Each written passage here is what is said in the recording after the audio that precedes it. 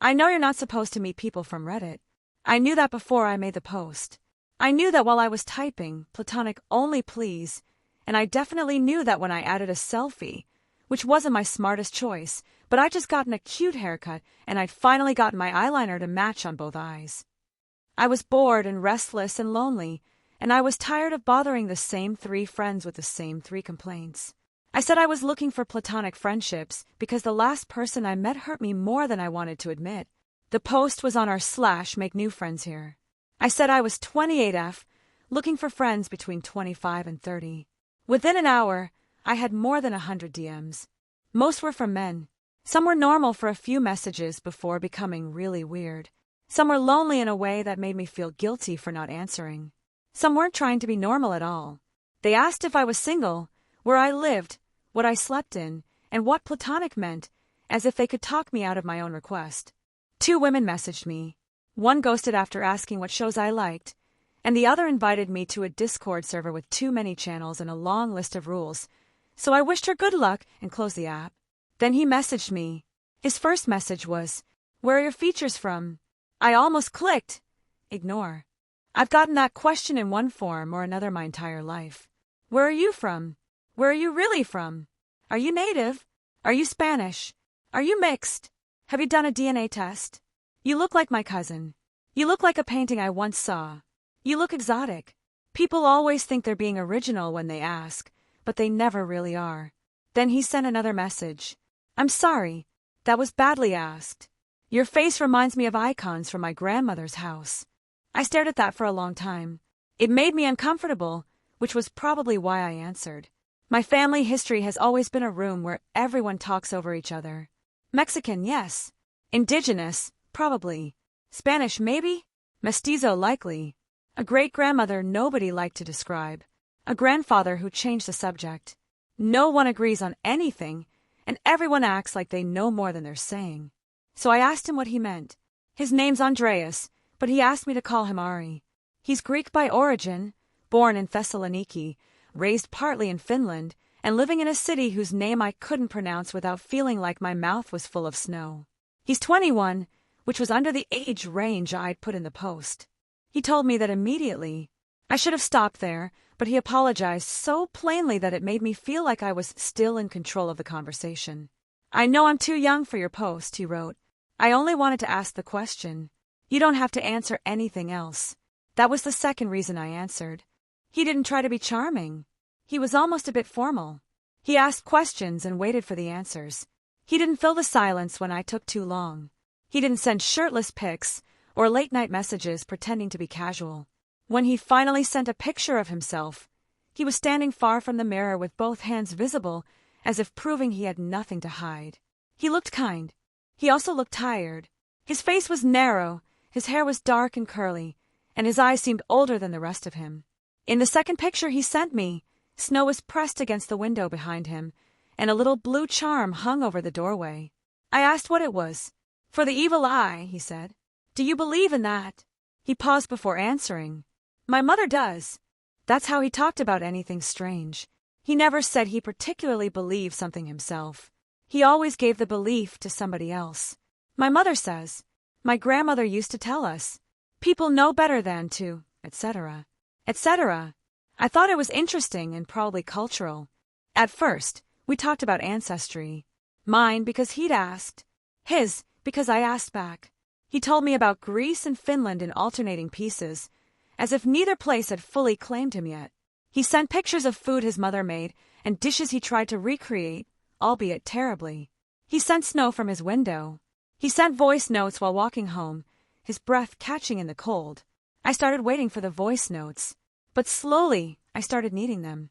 There's no dignified way to describe becoming attached to someone through a screen. You start by replying when you have time. Then you start making time. Then you realize your day has quietly rearranged itself around a person who isn't physically in it. You learn the sound of his kettle, his radiator, the way his voice changes when he's lying in bed and trying not to fall asleep before you finish an anecdote. Ari learned me quickly. He noticed when I was pretending to be fine. He remembered names I mentioned once. He asked about the person I'd lost before him, the one from Reddit, the one I told him had broken my heart. His name was Owen. I told him we'd met the same way, through a friendship post. I said we'd talked for months. We went on 2 dates, and then he disappeared. He deleted his account, stopped answering, and vanished so completely that I started to wonder if I had invented the whole thing. Ari was quiet after I told him. Then he said, "Did he say goodbye?" He didn't. He looked down for a second. "I'm sorry," he said. I smiled at the screen, because I thought he meant the usual thing people mean when they say that. "It's fine," I said. "People leave." Ari nodded, but his face had gone strange. That was Ari. He could be sweet for an hour, and then one sentence would make the room around me feel colder. He could talk about lemon soup or Finnish licorice, or the neighbor upstairs who vacuumed every Sunday like she was trying to punish the floor. Then I'd say something ordinary, and his eyes would move past the camera toward the blue charm above his door. Once, during a video call, he asked me to turn my camera away from the mirror behind me. "Why? I don't like seeing you twice." I teased him for that, and he smiled. Another time, I woke up to a message he'd sent at 4 in the morning his time. "Marie, do you ever wake up hungry?" I typed back, "Every single day?" "I'm Mexican." He didn't answer for 6 hours. And when he finally did, he wrote, "Forget I asked." I was half asleep. By month 3, our conversations weren't platonic anymore. By month 4, I was making jokes about being a crib robber. I'm 28, which isn't actually old. Please don't tell me otherwise. But 21-year-olds have a way of making you feel like you should be buying retinol in bulk and discussing retirement. He hated the jokes. "You're not that old," he said, his voice rising at the word that. He smiled then, but his smile never lasted as long as it should have. By month 6, I was going to Finland. Before anyone says it, I did the safety things okay. I booked my own hotel. I sent my friend his full name, address, phone number, social media, and every screenshot I had. She made a folder called "If Marie Dies in Finland." We were supposed to meet in public. Dinner first. No going straight to his apartment. No airport pickup. I wanted to see the auroras with him. That was the image that did it. I wanted to stand somewhere freezing and dark while the sky moved purple and green above us, with Ari beside me, real and warm and no longer flattened into pixels.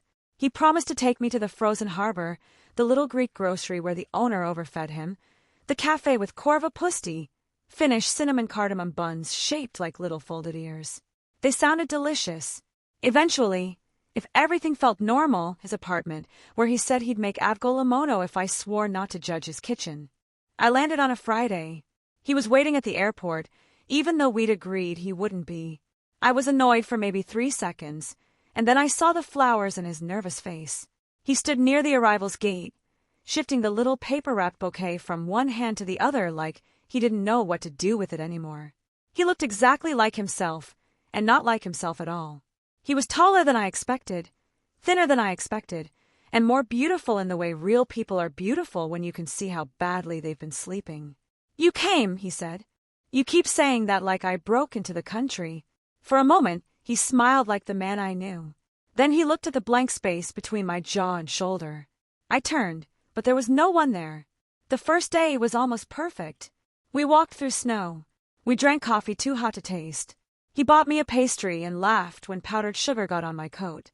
He showed me the harbor, and the church his mother liked, and the grocery where a man behind the counter said something in Greek that made Ari flush to his ears. He held my hand. At dinner, he ordered too much food and ate almost none of it. "You okay?" I asked.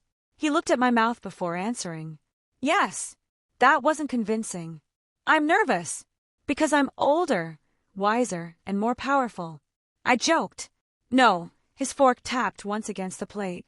"Because you're really here," he said. "Well, that was the plan." "I know. You're acting like I showed up unannounced." I remembered him saying one day. I remembered him saying if you were here. I remembered him sending apartment photos and aurora forecasts and telling me which month would be best. "I thought you wanted me here," I said. He opened his mouth like he was going to answer, then looked down at his plate instead. After dinner, he walked me back to my hotel. The snow had gotten softer by then. Bigger flakes, slower falling. I kept brushing my shoulder against his because I wanted him to stop being so strange. I wanted him to turn back into the man from my phone. At the hotel entrance, he stopped. "You should go inside," he said. "You're sending me to bed? Alone." I responded. I know. No hanging out in private places with the internet man you flew across an ocean to meet. But by then I was starting to fall in love with him, which made every bad idea feel a little less like a bad idea. You must be tired. I crossed an ocean. Of course I'm a little tired. Please. He was standing so close, and the snow had melted into his hair, making the curls darker around his forehead. His cheeks were red from the cold. He had this nervous little crease between his eyebrows, the same one I'd watched appear on video calls whenever he was trying to translate a thought before saying it out loud. He looked like the person I'd been falling asleep with in my ear for months. Real and tired and warm under his coat. I wanted to kiss the worry off his face. So I did. A small kiss. His mouth was cold from the air, but softer than I expected, and his fingers tightened around the paper-wrapped flowers in my hand. For half a second, he kissed me back.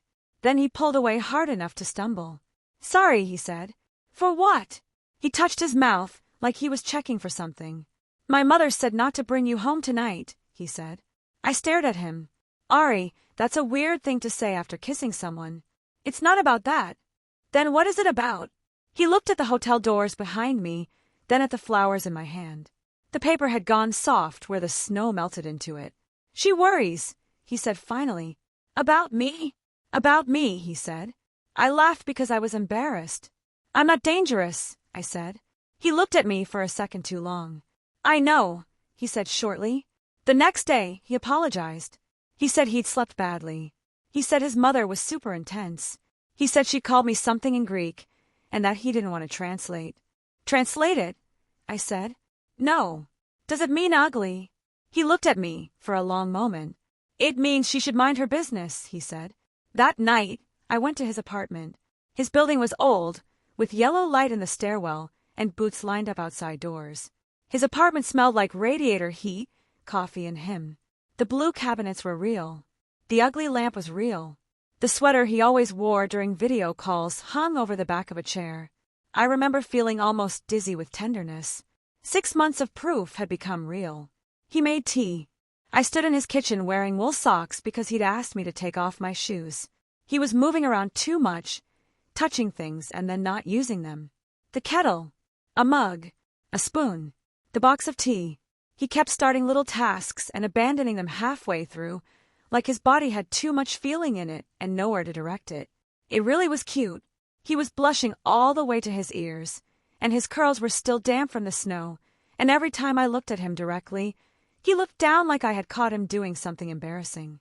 You know, you don't have to make tea if you don't want tea, I said. I want to make you tea. You're just standing there holding a spoon. He looked at the spoon in his hand like he had no idea how it got there. Then he laughed, and I felt ridiculous for being worried. He made awful tea. Somehow. I don't even know how you make tea badly, but he managed it.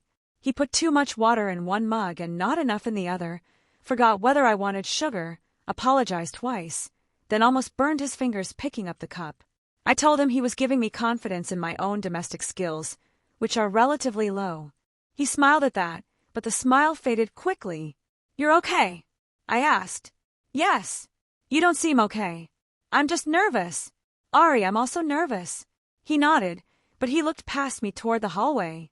I followed his eyes. Nothing was there except his coat hanging on a hook and the little blue-eyed charm above the door. The same one from his pictures.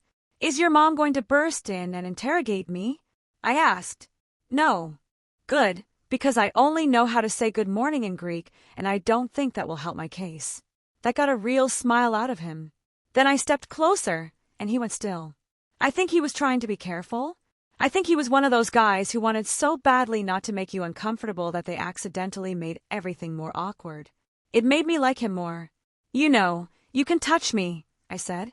His eyes moved to my lips and then away. I know. But you don't have to. I know that too. I was tired and far from home and very, very in love with the version of him I had carried across the ocean. So I did what I had already done 100 times before, in smaller ways, through a screen. I kissed him first, and when I did, he made a sound like relief. He was scared. I knew he was scared.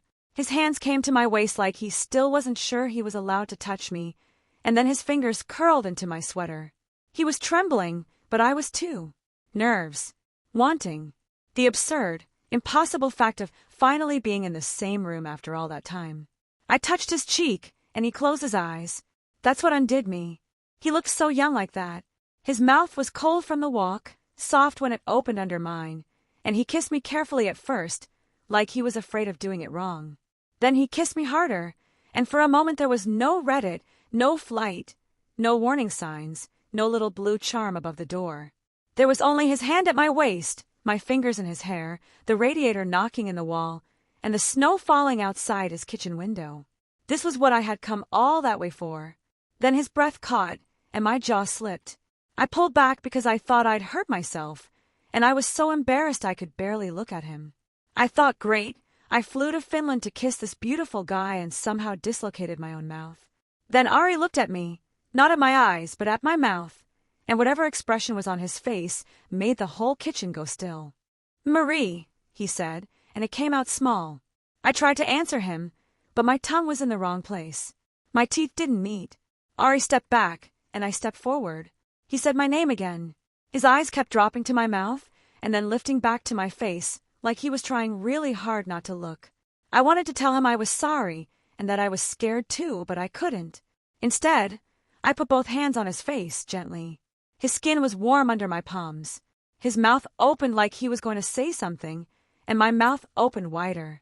There was a wet click near my ear, and Ari made a sound I'd never heard from him before. Too surprised to be a scream. I pressed his forehead against the roof of my mouth. His hands hit my wrists, then my shoulders, then the side of my neck. He was trying to push himself out, but there was nowhere for him to push against because I'd already leaned over him. The back of his head slid past my teeth, and then the tea glass dropped and broke against the floor. His body kicked hard enough that one heel struck the cabinet, the blue cabinet, the one I'd seen behind him for 6 months while he made coffee, while he leaned against the counter during video calls. His fingers grabbed my sweater and twisted the fabric. His knees buckled, and I went down with him, still holding him like I was comforting him, nurturing him. When the last of him passed my teeth, I was kneeling on his kitchen floor in my wool socks, one hand against the cabinet, breathing through my nose. The radiator knocked in the wall. The snow kept falling outside the window. There was a strand of his curly hair stuck to my lip. He tasted like lemon. And mostly I felt full. Then I remembered Owen. I didn't remember everything, only pieces at first. His nervous laugh, his hand on my back, the way he looked at me on the second date, so hopeful it embarrassed both of us. I remembered crying when he was gone. I remembered telling people he'd broken my heart. I started crying now too, right there on Ari's kitchen floor, with broken glass near my knee and lemon still in my mouth, because why do they all have to disappear? Ari's phone buzzed on the table. The screen lit up with a message from his mother. It was in Greek, but I recognized one word immediately. Lambda-mu-iota-alpha. Lamia. I knew that word. I don't know Greek, but I know what people call girls like me when they have old names for it. Lamia. Impausa. Extabe. Mandarugo. Yakshur. Pontianak. Different languages. Same warning. Different mothers telling their sons not to invite me in. The message stayed there until the screen went dark. I opened my own phone after that. My Reddit post was still up. Smiley face. There were new messages waiting. Men saying hi. Hey, saw your selfie, I'm lonely too. Platonic is fine, you have interesting eyes. Where are you from? You look familiar. Where are your features from? I know I should delete it. But the thing is, I keep getting my heart broken. They always disappear before it works out.